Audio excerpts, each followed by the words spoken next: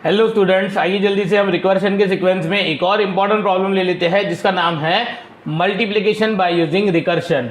देखिए बेटा, मैंने आपको बोला था कि रिकर्शन को हम बहुत ही ज़्यादा डिटेल में देखने वाले हैं। तो आइए जल्दी से हमने लास्ट क्लासेस में जो भी कंसेप्ट सीखे हैं उसको सिस्टमेटिक कैसे इंप्लीमेंट करते हैं वो सीखते हैं।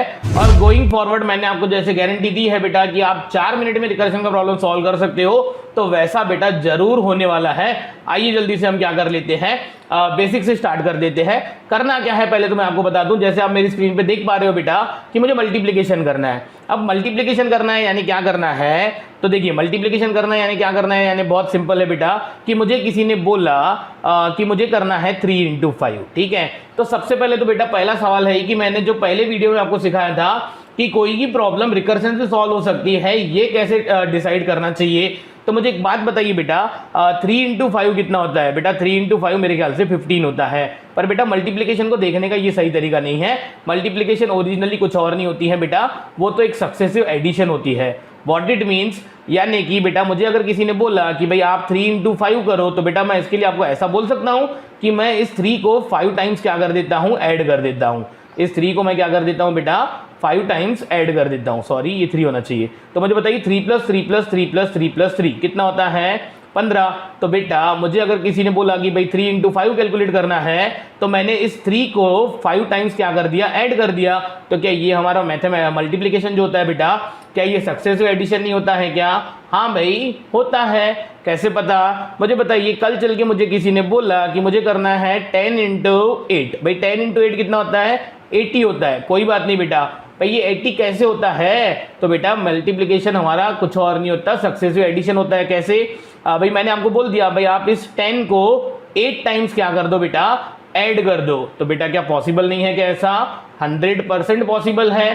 तो आइए मैं आपको सिखाता हूं कि कैसे सेम प्रॉब्लम पे डिपेंड करती है for smaller instance, so that हम यहाँ पे रिकर्शन यूज कर पाएंगे। और रिकर्शन यूज कर पाएंगे तो बेटा 3 स्टेप प्रोसीजर है हमारी कि प्रॉब्लम को हम ब्रेक कहां से करेंगे, सो दैट हमारा रिकर्सिव कॉल किस पार्ट पे होगा और हम किस पार्ट पे काम करेंगे, यानी कि वन टाइम कैलकुलेशन, और हमारी बेस कंडीशन क्या होंगी। चलिए ये सबका सब हम क्या करते हैं, डिटेल में देखते हैं। मैं स्क्रीन को क्या कर देता हूं बेटा, क्लियर कर देता हूं और मैं आपको डिटेल से समझाता हूं कि बेटा मुझे करना क्या है। मुझे करना है बेटा मल्टीप्लिकेशन। ठीक है, किस किस का मल्टीप्लिकेशन करना है? सपोज m और n का मल्टीप्लिकेशन करना है। ठीक है, ठीक है, चलिए कोई दिक्कत नहीं बेटा। तो मैंने आपको अभी अभी क्या बोला कि मैं इस m को क्या कर दूंगा बेटा, ऐड कर दूंगा। इस m को क्या कर दूंगा, मैं ऐड कर दूंगा। कितने टाइम्स? n टाइम्स, यानी कि मैं इस शुरुआत के नंबर की एडिशन कर दूंगा पीछे का नंबर ऑफ टाइम्स। ठीक है, चलिए ऐसा नहीं समझता है तो ये मैंने किया 3 इंटू 5। तो बेटा 3 इंटू 5 यानी कि 3 प्लस 3 प्लस 3 प्लस 3 प्लस 3, यानी कि बेटा ये हो जाएगा हमारा 15। तो बेटा मैं बोलता हूं कि इस प्रॉब्लम को हम ब्रेक यहां से करेंगे। ठीक है, अब यहां से ब्रेक करेंगे का मतलब क्या होता है कि बेटा ये एक 3 की एडिशन हम करने वाले हैं, और ये जो 4 बार 3 को ऐड करना है बेटा, ये कौन काम करेगा? रिकर्शन। यानी कि इस m नाम के फंक्शन को, इस m नाम के वेरिएबल को n-1 टाइम्स ऐड कौन करके लाएगा बेटा? रिकर्शन करके लाएगा। यानी कि इस पार्ट पे कौन काम करेगा? रिकर्शन, यानी कि रिकर्सिव कॉल। अच्छा, ये शुरुआत के पार्ट पे यानी एक बार 3 की एडिशन, यानी एक बार m की एडिशन कौन करेगा? हम करेंगे। तो बेटा ये हो गई वन टाइम कैलकुलेशन। अच्छा, अब रही बात बेस कंडीशन। चलिए आई होप आपको ये तो समझ में आ गया होगा कि सेम टाइप की प्रॉब्लम पे निर्भर करती है। कैसे पता चला कि अगर मुझे m को n number of times add करना है, तो मुझे कोई m को n-1 number of times add करके दे दे, तो बेटा मैं उसको एक बार फिर से m ऐड करके, क्या मैं m को n टाइम्स ऐड करके इसका आंसर रिटर्न नहीं कर दूंगा क्या? हाँ भाई कर देंगे। तो चलिए ये हो गया हमारा वन टाइम कैलकुलेशन। एक बार m की एडिशन हम करेंगे, n-1 number of times m की एडिशन रिकर्शन करेगा। देखिए भाई रिकर्शन में हमें भरोसा करना होता है, ये हमने आपको सेकंड क्लास में सिखाया, थर्ड क्लास में हमने आपको इसको इंप्लीमेंट भी करके दिया। ठीक है, चलिए कोई दिक्कत नहीं। अब रही बात बेस केस की, तो मुझे एक बात बताइए बेटा, बेस केस के लिए हम आपको क्या कर देते हैं, हम आपको थोड़ा सा अदर अप्रोच सिखा देते हैं। अदर अप्रोच का मतलब ये होता है बेटा कि मुझे किसी ने बोला 3 इंटू 5, तो बेटा ये इसका मतलब ऐसा नहीं हो जाएगा कि मुझे 3 क्या करना है, ऐड करना है, और मुझे 3 को 4 बार ऐड करके कोई और दे देगा, कोई विषय नहीं। अब मुझे 3 को 4 बार ऐड करना है, तो मैं इसको बोल दूंगा भाई एक बार 3 हम प्लस करेंगे और 3 को 3 टाइम्स ऐड करके हमें रिकर्शन ला के दे देगा। अरे भाई 3 को 3 टाइम्स ऐड करने के लिए एक 3 हम ऐड करेंगे और 3 को 2 टाइम्स ऐड करके हमें रिकर्शन ला के दे देगा। अच्छा बेटा इसका मतलब फिर से रिकर्सिव डेफिनेशन लगाएंगे तो क्या ये नहीं हो जाएगा कि बेटा ये 3 तो हम ऐड करेंगे, ठीक है, और 3 को मुझे एक बार जोड़ के कौन दे देगा, रिकर्शन दे देगा। अच्छा फिर से हम इसको और रिड्यूस कर देते हैं, ठीक है बेटा। इसका मतलब ऐसा नहीं हुआ कि 3 को हम क्या कर देंगे, एक बार ऐड करना है तो बेटा मैं 3 को एक बार ऐड कर दूंगा और 3 को 0 टाइम्स और ऐड करके लाना है, ये हम रिकर्शन को करने बोलेंगे। तो बेटा मुझे एक बात बताइए, 3 को अगर मैं 0 टाइम्स ऐड करूंगा तो इसका आंसर 0 आ जाएगा, ये भी हमारी बेस केस हो सकती है। या फिर हम 3 को अगर कोई बोले भाई, किसी भी नंबर को कोई बोले भाई उसको एक बार ऐड करना है, भाई किसी ने मुझे ऐसा बोल दिया भाई 15,430, इसको मुझे क्या करना है, सिर्फ एक ही बार ऐड करना है, तो आपको ये समझ में नहीं आ रहा है कि इसका आंसर 15,430 ही आएगा। अच्छा किसी ने मुझे बोल दिया कि भाई 998, इसको मुझे 0 टाइम्स ऐड करना है, तो बेटा इसका आंसर 0 आ जाएगा।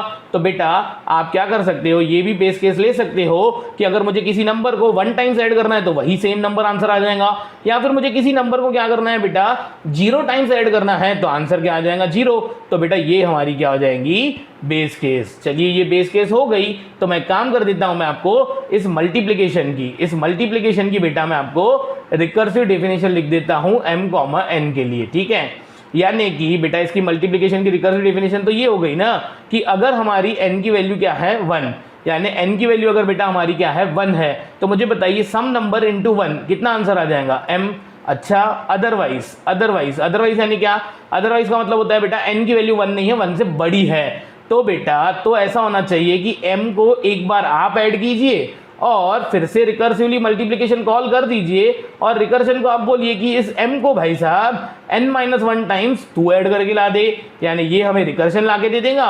m को n-1 number of times add करके एक बार n की एडिशन हम करेंगे, तो बेटा ये हो गई हमारी रिकर्सिव डेफिनेशन। अब इस रिकर्सिव डेफिनेशन को कोई ऐसा भी समझ सकता है कि n = 0 है तो आंसर कितना आना चाहिए, 0 आना चाहिए।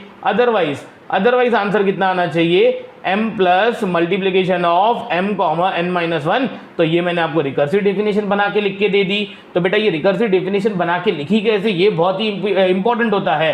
बाकी इस रिकर्सिव डेफिनेशन देखो इधर, इस रिकर्सिव डेफिनेशन को इंप्लीमेंट करना तो बेटा बहुत आसान होता है। बेटा इस रिकर्सिव डेफिनेशन में कुछ और लिखा हुआ ही नहीं है, इस रिकर्सिव डेफिनेशन में तो सिर्फ इतना ही लिखा हुआ है बेटा कि n = 1 है तो आप रिटर्न क्या करवा दीजिए, m करवा दीजिए, अदरवाइज आप ये रिटर्न करवा दीजिए। अब अगर किसी को ये इंप्लीमेंट नहीं करना है, ये इंप्लीमेंट करना है कि भाई n = 0 है, तो मुझे बताइए सम नंबर मल्टीप्लाई बाय 0 के 0 नहीं होता, हाँ भाई 0 होता है तो आप रिटर्न 0 करवा दीजिए, अदरवाइज ये रिटर्न करवा दीजिए। तो बेटा इस रिकर्सिव डेफिनेशन को कोड में कन्वर्ट करना यानी कोड में इंप्लीमेंट करना बहुत आसान होता है, ठीक है। कैसे, आ जाइए मैं आपको 1 मिनट में मैं भी करके दे देता हूं, इतना आसान है ये, ठीक है। देखिए मैंने यहाँ पे क्या किया हुआ है, एक मल्टीप्लिकेशन नाम का फंक्शन बनाया हुआ है, mn यूजर से इनपुट लिया और ये हमारी फंक्शन डेफिनेशन आ गई। चलिए मैं यहाँ पे बेस केस लिख देता हूँ। क्या बेस केस है भाई, मैंने लिखा इफ n = 0, भाई n अगर हमारा क्या है 0 है तो मुझे बताइए बेटा सम नंबर मल्टीप्लाई बाय 0, तो आंसर क्या आना चाहिए, 0 आना चाहिए। तो ये लीजिए भाई हमने लिख दिया क्या, रिटर्न 0। मैं समझता हूं बेटा ये बेस केस इतना सफिशिएंट है, पर किसी को इसमें थोड़ा सा चेंजेस भी करने हैं तो और चेंजेस क्या कर सकता है वो भी मैं आपको बता देता हूं, ठीक है। अगर हमें ये क्वेश्चन अगर कॉम्पिटिटिव प्रोग्रामिंग यानी कि कॉम्पिटिटिव पोर्टल पे सबमिट करना पड़ा तो क्या चेंज होगा वो भी हम आपको सिखा देते हैं।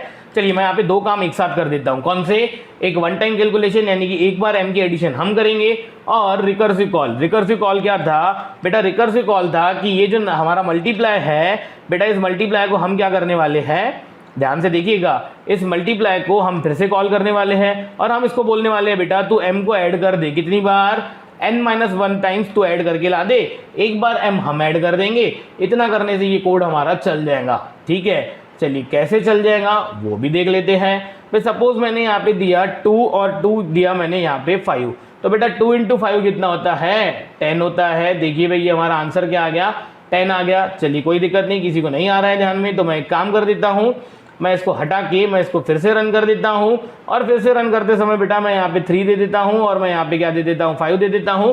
तो देखिए 3 × 5 कितना होता है, 15 होता है। आई होप कि आपको ये समझ में आ गया होगा। अब बेटा ये हुआ कैसे उसके लिए, या फिर आप यहाँ पे बेस केस कॉम्पिटिटिव प्रोग्रामिंग पे करते हो तो बेटा आप यहाँ पे क्या कर सकते हो, आप m = 0 और यहाँ पे क्या लगा सकते हो, और भी लगा सकते हो, यानी कि दोनों में से कोई एक 0 भी है तो भी क्या हो जाना चाहिए बेटा, हमारा आंसर 0 आना चाहिए, अदरवाइज ये कार्यक्रम। अब देखिए बेटा ये हुआ कैसे, तो इसको हम समझते हैं कि ये हुआ कैसे। ठीक है, अब बेटा हम यहीं पे देख लेते हैं ना कि किसी ने मुझे दे दिया बेटा कि किसी ने मुझे दे दिया मल्टीप्लिकेशन, मुझे करना है मल्टीप्लिकेशन में 3 की पावर, सपोज मुझे करना है 3 की पावर 4, ओ सॉरी 3 की पावर 4 बोल रहा हूँ, 3 इंटू 4, तो बेटा इसका आंसर क्या आना चाहिए 12। अब बेटा ये रिकर्सिव डेफिनेशन से आंसर आया कैसे वो भी मैं आपको कर देता हूँ। तो बेटा इस यहाँ पे हमारा 3 और 4 पास हुआ, अंदर गए, तो मुझे बताइए क्या n 0 है, छोड़िए फिलहाल m = 0 को, भाई ये 4 0 है क्या, नहीं, तो हमें करना क्या है, हमें करना है 3 प्लस, फिर से ये मल्टीप्लिकेशन कॉल करना है बेटा इस 3 के लिए, यानी कि एक बार 3 की एडिशन हम करेंगे, 3 को 3 टाइम्स ऐड करके लाओ, हम रिकर्शन को बोल दे रहे हैं। बेटा वापस हम इसमें अंदर गए, n की वैल्यू 0 है, यानी ये 0 है क्या पीछे का नंबर, नहीं, तो बेटा ये हो जाएगा 3 प्लस मल्टीप्लिकेशन ऑफ 3, 2। अच्छा ये 0 है क्या, नहीं, तो बेटा ये फिर से हो जाएगा 3 प्लस मल्टीप्लिकेशन ऑफ 3, 1। अरे भाई ये 0 है क्या, नहीं, तो बेटा ये फिर से हमारा रिटर्न कर देगा 3 प्लस मल्टीप्लिकेशन ऑफ 3, 0। अब बताओ ये 0 है क्या, हाँ, तो बेटा ये 0 है, तो n = 0, बेस केस हिट हो गई, ये रिटर्न कर देगा 0। जल्दी बताइए इसकी जगह पे मल्टीप्लिकेशन ऑफ 3, 0 में 0 आ जाएगा, तो 0 प्लस 3 कितना 3, तो बेटा मल्ट ऑफ 3, 1 में आ जाएगा 3। जल्दी बताइए 3 प्लस 3 कितना 6, तो मल्ट ऑफ 3, 2 में आ जाएगा 6। अरे 6 प्लस 3 कितना 9, तो बेटा ये 9 आ जाएगा मल्ट ऑफ 3, 3 में। बताइए 9 प्लस 3 कितना 12, तो बेटा ये 12 वैल्यू रिटर्न हो जाएंगी इस फंक्शन के थ्रू, और ये हमारा मल्ट ऑफ 3, दिस आ जाएगा 12। आई होप कि आपको रिकर्शन समझ में आ गया होगा। चलिए मैंने आपको जो पहली क्लास में सिखाया था और सेकंड क्लास में सिखाया था वो मैंने आपको बहुत ही डिटेल में यहाँ पे इंप्लीमेंट करके दे दिया, और आज की क्लास को अगर हम समराइज करते हैं तो बेटा आज की क्लास में मैंने आपको ये भी सिखा दिया कि अगर हमें क्या करना है, रिकर्सिव डेफिनेशन अगर हमें बनाते आ गई तो रिकर्सिव डेफिनेशन को कोड में कन्वर्ट करना, यानी कि इंप्लीमेंट करना is not a big deal. Implement करना तो हम रिकर्सिव डेफिनेशन को बहुत आसानी से कर सकते हैं। मैं फिर से आपको रिकमेंड करूंगा बेटा कि इस प्लेलिस्ट के रिकर्शन के पूरे लेक्चर्स देखिए, रिकर्शन पे मैं आपका बहुत ही अच्छा होल्ड आके रहूंगा, और मैं आपको गारंटी देता हूं कि आज अगर आप बोलते होंगे कि रिकर्शन डिफिकल्ट है तो थोड़े दिन बाद रिकर्शन कंप्लीट होने दीजिए मेरा, आप पूरे रिकर्शन के लेक्चर देखिए, आप सबको खुद से बताते फिरोगे कि रिकर्शन तो बेटा बहुत आसान है, माखीजा सर का रिकर्शन देख ले, बहुत ईजिली समझ में आ जाएगा। ठीक है, चलिए बाकी हम देखते हैं नेक्स्ट क्लास में।